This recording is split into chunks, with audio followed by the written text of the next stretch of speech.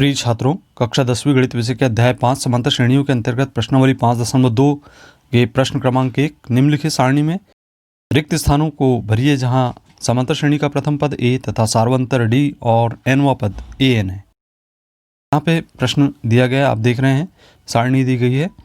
कहीं प्रथम पद दिया है, कहीं हमें सार्वंतर ज्ञात करना है, प्रथम पद ज्ञात करना है, अथवा n का मान ज्ञात करना है, अथवा an का मान ज्ञात करना है।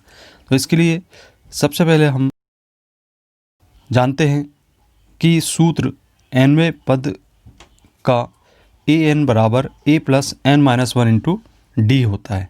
यहाँ पर शब्दावली से हम परिचित हैं। पहला सवाल जिसमें हमें a का मान 7 दिया है और n का मान 8 तथा d का मान 3 है, इससे हम सरल करके an का मान ज्ञात कर सकते हैं। 7 धन 8 में से 1 घटाने पर 7 प्राप्त होगा, 7 दिया 21 मिल जाएगा। 21 को हम 7 में योग करेंगे, 28 प्राप्त हो जाएगा। इस प्रकार से हम nवां पद यहाँ से ज्ञात कर लेते हैं। तो ये रिक्त स्थान के स्थान पर 28 लिख दिए। तो बच्चों, यहाँ पे प्रश्न क्रमांक 2 में आप देख रहे हैं a का मान 18 ज्ञात है और n का मान 10 तथा an का मान हमें 0 ज्ञात है।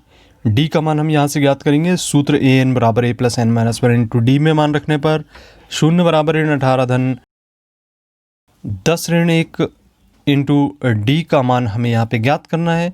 ऋण 18 का हम पक्षांतर करेंगे, धन 18 होगा और 10 में से 1 घटाने पर 9 प्राप्त होगा। डी का मान हम यहाँ से 18/9 पक्षांतर करके ज्ञात कर सकते हैं। कैंसिल करने पर 2 बार कैंसिल हो जाएगा, तो डी का मान हमें यहाँ से 2 प्राप्त हो जाता है। इस प्रकार से हम डी का मान ज्ञात कर लेंगे।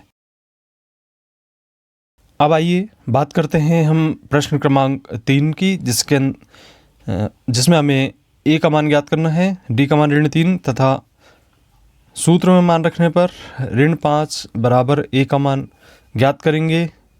n का मान 18 ज्ञात है, ऋण 1 इंटू डी का मान ऋण 3।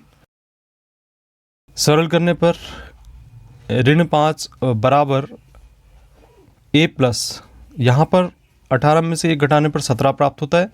ऋण 3 लिखेंगे और ऋण 5 बराबर a ऋण 51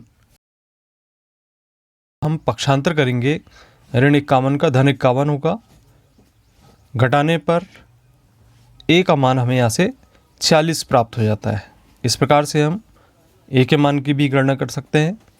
अब हमें अगले प्रश्न में जैसा कि दिख रहा है n के मान की गणना करना है, जबकि a n और a n का मान हमें ज्ञात है।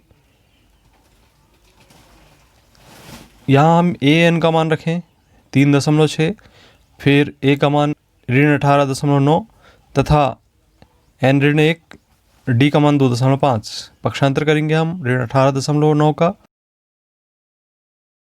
जोड़ने पर हमें प्राप्त होगा 22.5 n ऋण 1 गुणित 2.5। अब यदि 2.5 का गुणांक में है तो पक्षांतर करने पर बटे पर आ जाएगा, भागफल में चला जाएगा। तो n ऋण 1 बराबर होगा 22.5 बटे 2.5।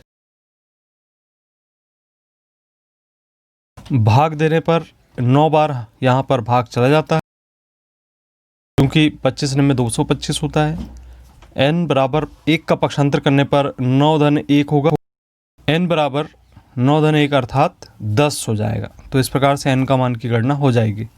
इसका अंतिम प्रश्न जिसमें हमें an का मान ज्ञात करना है, जबकि a, d और n का मान हमें ज्ञात है।